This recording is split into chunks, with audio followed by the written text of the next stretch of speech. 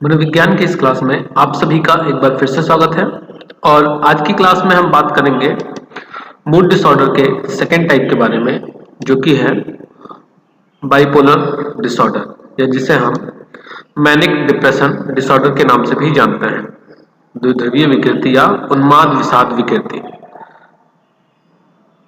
Exam perspective से काफी important है, लेकिन अगर हम सीवियरिटी बात करें या मूड डिसऑर्डर में कौन सा डिसऑर्डर का रेशियो ज्यादा रहता है उसके हिसाब से अगर बात करें तो ये डिसऑर्डर फिर थोड़ा सा कम इंपॉर्टेंट है यूनिपोलर डिसऑर्डर, या जिसे हम डिप्रेशन डिसऑर्डर कहते हैं, उसकी अपेक्षा।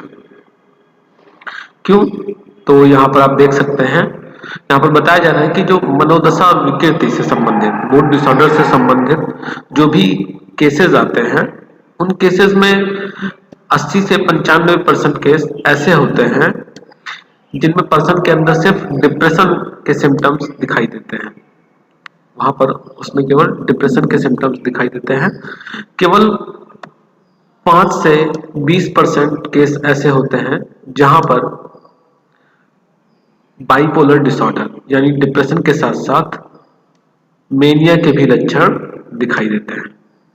समझ में आई इतनी चीजें कि मूड डिसऑर्डर के जो केसेस हैं उन केसेस में 80 से 95% केस डिप्रेशन से रिलेटेड होते हैं और 5 से 20% केस मूड डिसऑर्डर के सेकेंड पार्ट यानी बाइपोलर डिसऑर्डर या मेनिक डिप्रेशन डिसऑर्डर से रिलेटेड होते हैं। आपको यहाँ पर एक नया वर्ड देखने को मिला। कौन सा वर्ड? उन्माद या मेनिया। आपके मन में डाउट आ रहा होगा कि मेनिया होता क्या है, उन्माद क्या होता है। तो अभी आगे हम देखते हैं कि उन्माद क्या होता है। उसके पहले यहाँ पर हम बाइपोलर डिसऑर्डर के टाइप के बारे में बात करें तो बाइपोलर डिसऑर्डर को भी 2 टाइप में डिवाइड किया गया है। यहाँ पर देखें, पहला है आपका द्विध्रुवीय एक विकृति और दूसरा द्विध्रुवीय 2 विकृति, बाइपोलर 1 डिसऑर्डर और बाइपोलर 2 डिसऑर्डर। बाइपोलर 1 डिसऑर्डर में क्या होता है कि इसमें पर्सन के अंदर एक या एक से अधिक उन्मादी अवस्था और उसके साथ साथ एक या एक से अधिक विषादी अवस्था दोनों का अनुभव होता है। मतलब यहाँ पर दोनों चीजें पर्सन के अंदर दिखाई देती हैं। कुछ दिन तक वो उन्मादी अवस्था में रहेगा और कुछ दिन तक उसके अंदर विषादी लक्षण देखे जाएंगे। कई बार ऐसा भी होता है कि कुछ रोगी ऐसे मिल जाते हैं जिनमें उन्मादी और विषादी दोनों घटनाएं बार बार देखने को मिलती हैं, एक साथ देखने को मिलती हैं। जैसे एक ही दिन में उनके अंदर उन्माद के भी लक्षण दिखाई देंगे और विषाद के भी लक्षण एक साथ एक ही दिन में उनके अंदर दिखाई देते हैं। तो इसे हम क्या कहते हैं? इसे फिर हम मिक्स एपिसोड कहते हैं। अब यहाँ पर देखें, यहाँ पर जो आपका एक डाउट होगा कि उन्माद क्या होता है, तो उसको यहाँ पर हम क्लियर करते हैं। उन्माद से तात्पर्य एक ऐसी मानसिक अवस्था से होता है, एक ऐसी मानसिक अवस्था होती है जिसमें रोगी की मनोदशा काफी बढ़ी चढ़ी होती है। मतलब रोगी का जो मूड होगा वो एकदम हाइपर होगा। क्या कह सकते हैं कि उसके अंदर एग्रेसिवनेस या हाइपर एक्टिविटी होगी। वो बहुत ज्यादा उसके अंदर थॉट्स आएंगे। जैसे आपने देखा था विषाद में क्या होता था कि विषाद में वो एकदम उदास रहता था, किसी से बातचीत नहीं करना पसंद था, खाना पीना भी सही से नहीं खाता था, नींद भी नहीं आती थी। यहाँ पर क्या हो रहा है? यहाँ पर वो हाइपर एक्टिव है, वो बहुत ज्यादा बातचीत करेगा, उसके विचार बहुत जल्दी जल्दी बदलेंगे और इसके साथ साथ और भी कई चीजें होती हैं जो कि अभी हम आगे देखेंगे। तो मेनिया आपने मेनली समझा कि जो डिप्रेशन है उससे अलग के सिम्टम्स मेनिया में दिखाई देते हैं। डिप्रेशन में पर्सन शांत रहता है, उदास रहता है, मेनिया में पर्सन हाइपर एक्टिव हो जाता है। तो आपने यहाँ पर इसका टाइप 1 देखा, मतलब जो बाइपोलर डिसऑर्डर है उसका बाइपोलर 1 डिसऑर्डर के बारे में देखा। इसमें होता क्या है? इसमें एक या एक से अधिक उन्मादी अवस्था और एक या एक से अधिक विषादी अवस्था, एक से या एक से अधिक का क्या मतलब है कि मतलब जैसे उसके अंदर बार बार ये आती हो, ये उन्माद की अवस्था आती हो, वो बहुत ज़्यादा एक्टिव हो जाता हो, बहुत ज़्यादा चीज़ों में इन्वॉल्व होता हो, उसके विचार बहुत जल्दी बदलते हो, फिर पता चला कुछ दिन बाद वो एकदम उदास हो गया, उदास रहने लगा, फिर कुछ दिन और बीते वो फिर से एकदम हाइपर एक्टिव हो गया, फिर कुछ दिन बाद वो फिर से उदास हो गया, या दोनों चीज़ें एक ही दिन में बार बार दिखाई दे। तो इसीलिए कहा गया कि एक या एक से अधिक बार उन्माद और एक या एक से अधिक बार अगर विषाद, ये दोनों चीजें उसके साथ होती हैं, तब हम उसे कहां पे रखते हैं? द्विध्रुवीय एक विकृति, बाइपोलर 1 डिसऑर्डर में रखते हैं। वहीं पर अगर हम बाइपोलर 2 डिसऑर्डर की बात करें तो इसमें क्या होगा?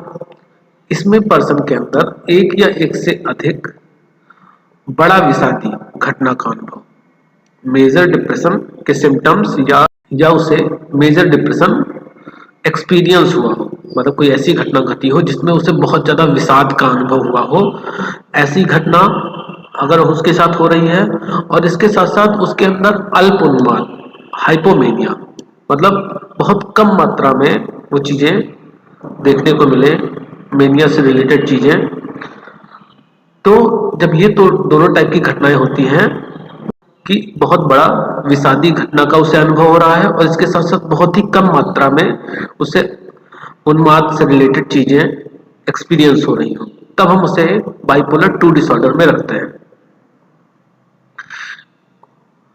इसके साथ साथ यहाँ पर एक चीज और बताया जा रहा है कि इसमें उन्मादी घटना का कोई अनुभव नहीं होता है, उसे एक्सपीरियंस, उन्मादी घटना का एक्सपीरियंस उसे नहीं होता है।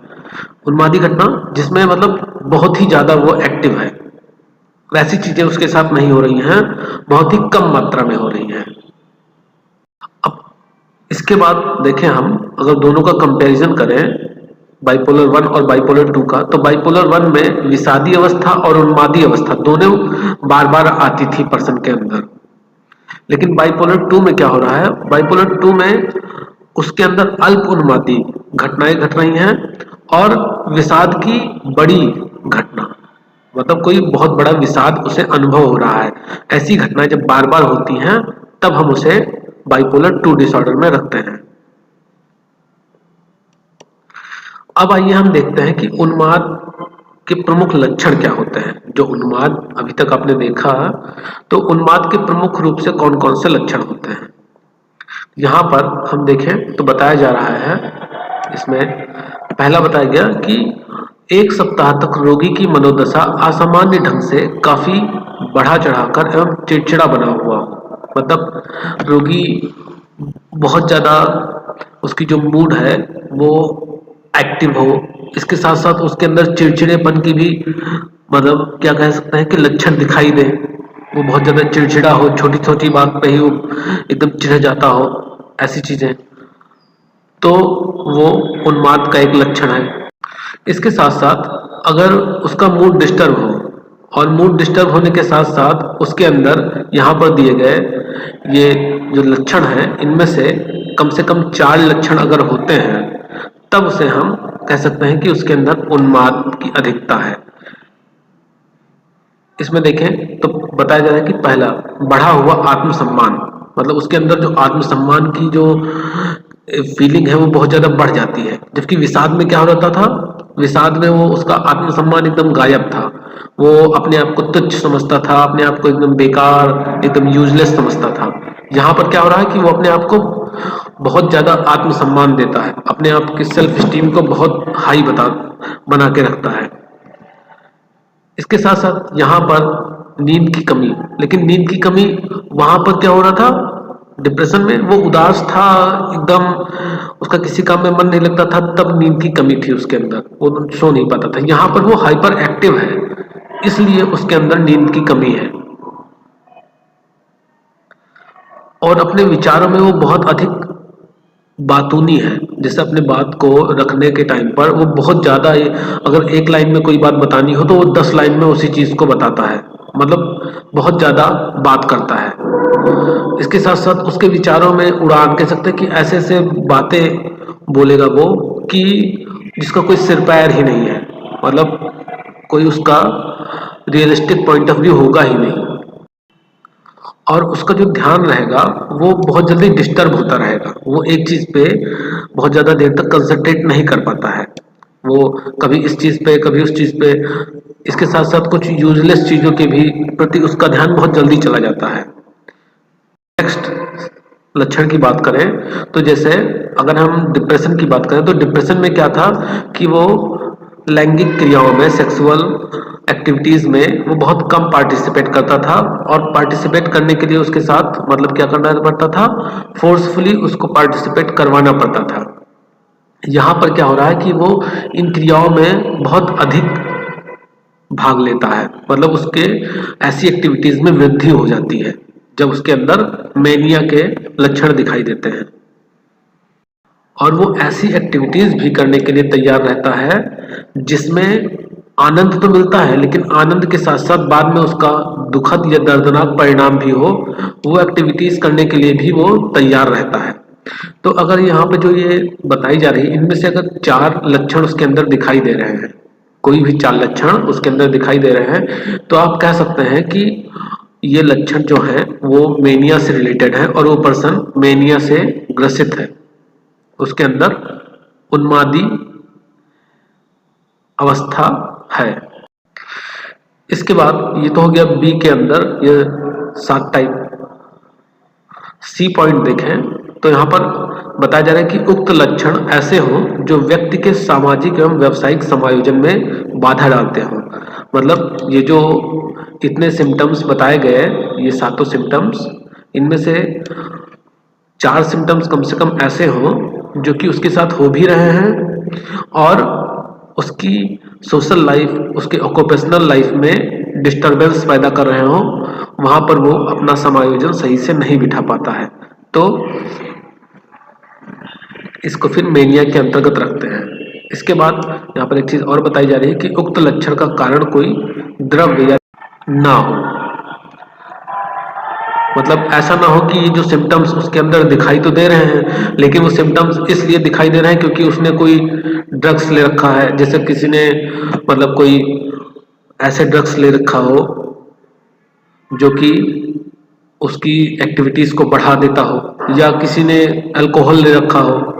आपने देखा होगा कि शराब पीने के बाद लोग बहुत ज्यादा बात करने लगते हैं, बहुत ज्यादा अपने विचारों को प्रस्तुत करने लगते हैं, तो उसने ऐसा कोई हरकत ना कर रखा हो, ऐसी कोई चीज यूज ना कर रखी हो, तब अगर ऐसे सिम्टम्स दिखाई देते हैं तो भी हम उसे मेनिया की कैटेगरी में रखते हैं। तो आपको समझ में आ गया। अगर आपको मान लीजिए डिप्रेशन और मेनिया के बीच में डिफरेंस भी पूछा जाता है एग्जाम में, तो वो भी आप आसानी से लिख सकते हैं। आगे बढ़ते हैं। अब हम बात करते हैं इसकी इटियोलॉजी के बारे में।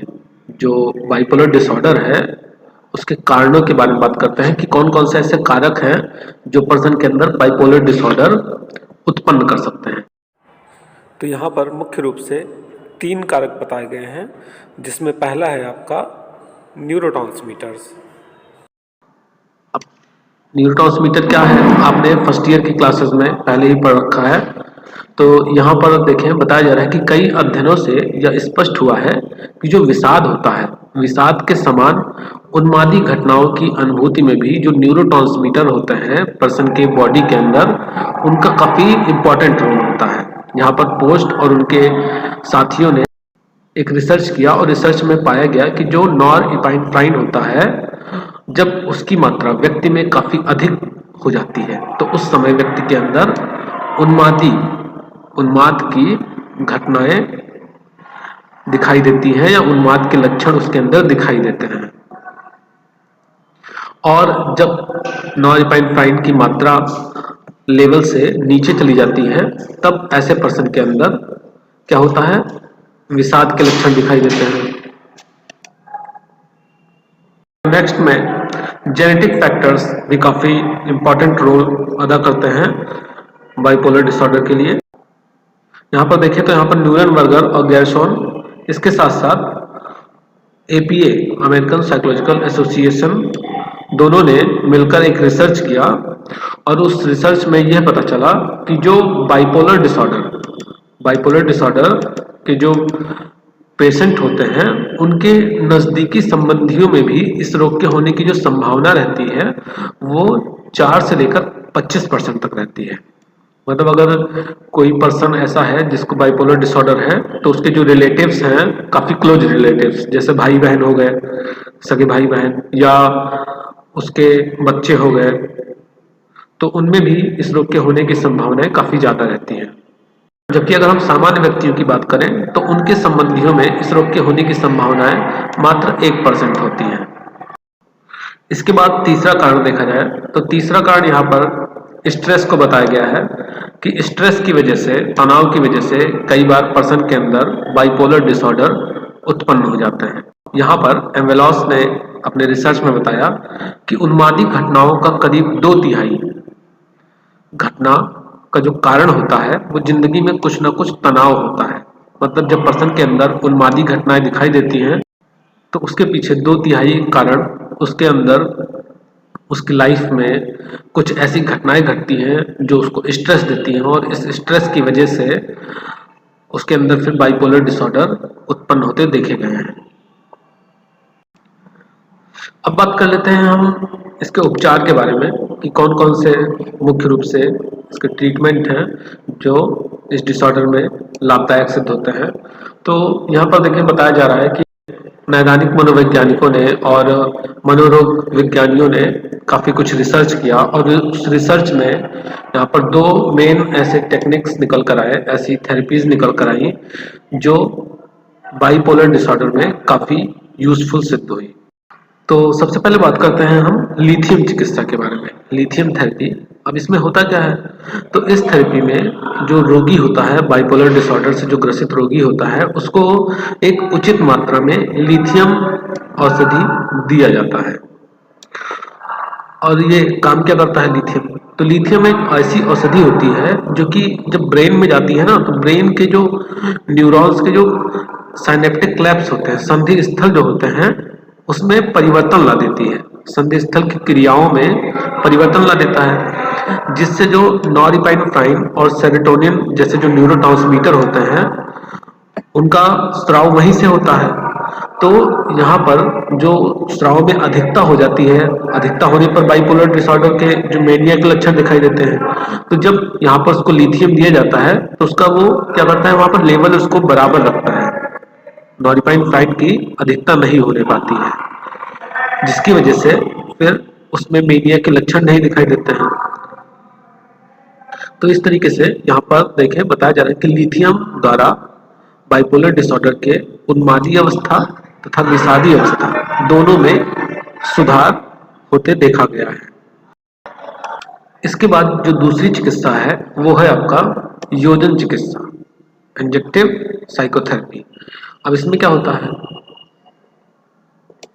तो इसमें गोल्डस्टीन और ग्रेव्स ने काफ़ी रिसर्च किया इस फील्ड में, और इन्होंने बताया कि जो बाइपोलर डिसऑर्डर के रोगी होते हैं उन्हें विभिन्न तरह के व्यक्तिगत चिकित्साएं और इसके साथ साथ सामूहिक चिकित्साएं, फिर फैमिली थेरेपी भी, पारिवारिक चिकित्साएं प्रदान की जाती हैं। ये सारी चीज़ें योजन चिकित्सा के अंतर्गत आती हैं। तो जब ये सारी थेरेपीज उनको प्रोवाइड की जाती हैं तो इससे क्या होता है कि उनकी जो समस्याएं होती हैं उनको आसानी से समाप्त किया जा सकता है। तो इस तरीके से आज की क्लास में आपने देखा कि बाइपोलर डिसऑर्डर क्या है और बाइपोलर डिसऑर्डर के कौन कौन से लक्षण होते हैं, कौन कौन से टाइप्स हैं, उसकी इटियोलॉजी क्या है और उसका क्या उपचार होता है। मिलता है नेक्स्ट क्लास में, तब तक के लिए धन्यवाद।